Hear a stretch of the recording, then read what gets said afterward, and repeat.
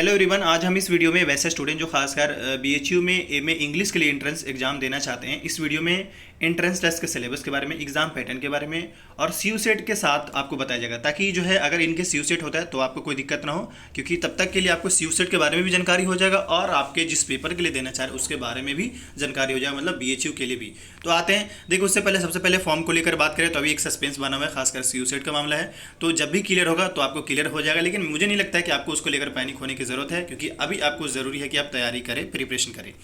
अगर हम इसके फॉर्म फिल करने की बात करें तो 600 है, और अगर मल्टीपल फॉर्म फिल करते हैं तो हर एक फॉर्म फिल करने पे 400 ऐड होते जाते हैं। जैसे अगर 3 फॉर्म फिल करेंगे तो 600 प्लस 400 प्लस 400, इसका मतलब है कि अपकमिंग जो 2 फॉर्म फिल कर रहे हैं उसका 400 लग रहा है, और अगर एक ही कर रहे हैं तो सिंपल 600 आपके लगेंगे।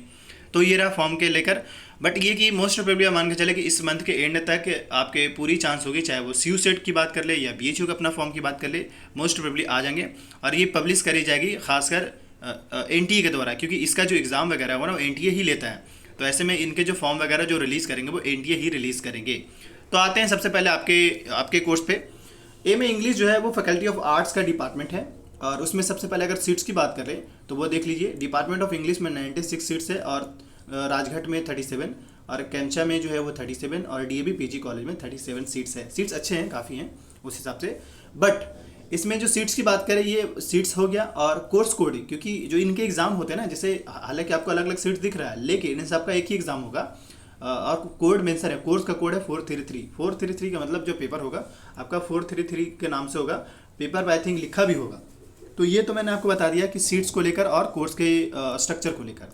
अब इसके बाद यहाँ पे जैसा कि जानते हैं, और ऐसा नहीं सिर्फ बीएचयू में, जितने भी सेंट्रल यूनिवर्सिटीज है एंटायर इंडिया में, जहाँ भी जो गवर्नमेंट अथॉरिटीज़ है वहाँ पे रिजर्वेशन है।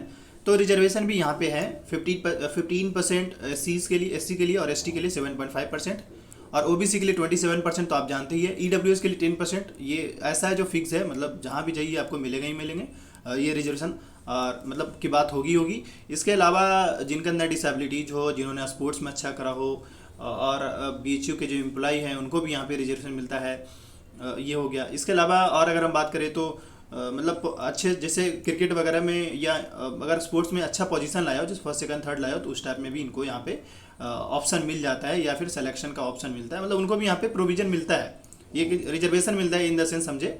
और अब इसके बाद अगला जो है हम आप आ गए हैं खासकर आपके एलिजिबिलिटी क्राइटेरिया पे।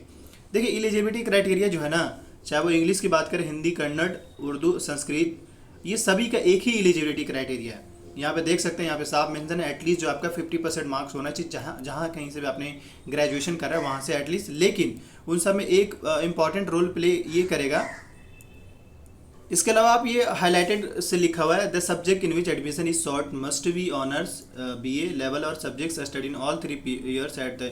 तो इसका मतलब है कि एटलीस्ट जैसे मान लिया अगर आप एमए ऑनर्स इंग्लिश के लिए लेना चाहते हैं, एमए इंग्लिश में लेना चाहते हैं, तो आपका बैचलर में एटलीस्ट आपका इंग्लिश एक पेपर होना ज़रूरी है, तभी आप इसमें एडमिशन के लिए एलिजिबल। देखिए एंट्रेंस फॉर्म तो फिल कर देंगे, एंट्रेंस भी क्वालिफाई कर सकते हैं, बट जब एडमिशन की बारी आएगी तो वहाँ पर दिक्कत हो जाएगा। इसमें साफ मेंशन है कि आप जो है वो उसमें आपका पेपर होना चाहिए।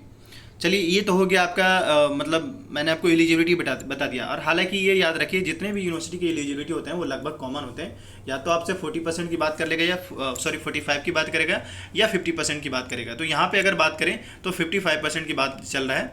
और अब आते हैं हम आपके एंट्रेंस टेस्ट के सिलेबस के बारे में, जो जिस सिलेबस के बारे में आप लोग थोड़ा सा कन्फ्यूजन में रहते हैं उसको लेकर। तो अभी चलते हैं सिलेबस पे।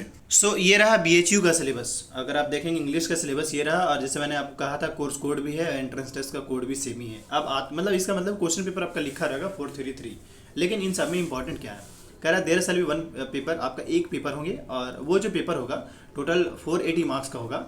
इसका मतलब जो क्वेश्चन होगा 120 होगा, और एक क्वेश्चन का जो वेटेज होगा 4 मार्क्स होगा। और ये जो पूछे जाएंगे वो कहाँ से पूछे जाएंगे, लेवल जो है वो ग्रेजुएशन लेवल है, और कंसर्न सब्जेक्ट के साथ, मतलब आपके इंग्लिश से भी पूछे जाएंगे, और इनका जो लेवल है वो ग्रेजुएशन लेवल का रहेगा, क्वेश्चन का स्टैंडर्ड जो रहेगा। लेकिन यहाँ से आपको आई थिंक मेरे ख्याल से क्लियर नहीं हो पाया होगा कि एक्चुअली में क्या पढ़ना है।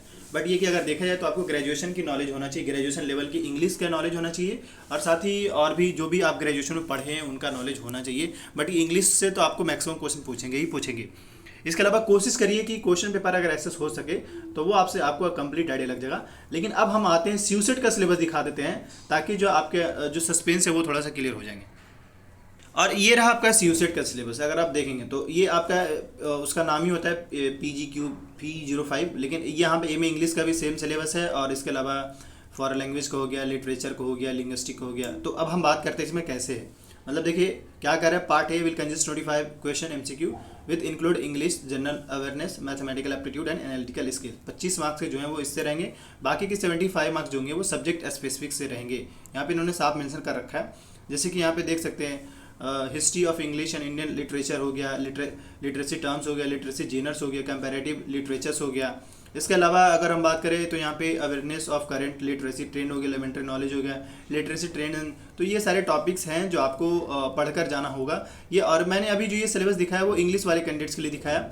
बात बाकी है कि सिर्फ इंग्लिश का ही सिलेबस नहीं, और भी कोर्सेज का, जैसे फॉरेन लैंग्वेज का भी यही है, literature and English language and literature का भी सेम सिलेबस है। तो अभी के हिसाब से अगर देखा है तो यहाँ पे इन्होंने कुछ हद तक क्लियर है कि भाई चलो भाई ये टॉपिक आपको एटलीस्ट पढ़ के जाना है। और बात बाकी है कि अगर फाइनल कंक्लूजन चाहिए तो आपको क्वेश्चन पेपर देखना पड़ेगा, और कोशिश करिए कि जहाँ कहीं से वैसे कर सके तो ऐसे करिए। बात बाकी मैंने आपको बता दिया कि देखिए सीयूसेट में BHU का क्या सिलेबस, BHU का क्या सिलेबस और सीयूसेट का क्या सिलेबस है, बस आपको उसी सबसे डिफ्रेंशिएट कर लेना है। आने वाले जो भी अपडेट आते हैं उसको लेकर अपडेटेड रहना चाहते हैं तो आप इस वीडियो को जरूर सब्सक्राइब कर लीजिए। साथ ही अगर किसी खास टॉपिक पे वीडियो चाहिए तो कमेंट कर दीजिए।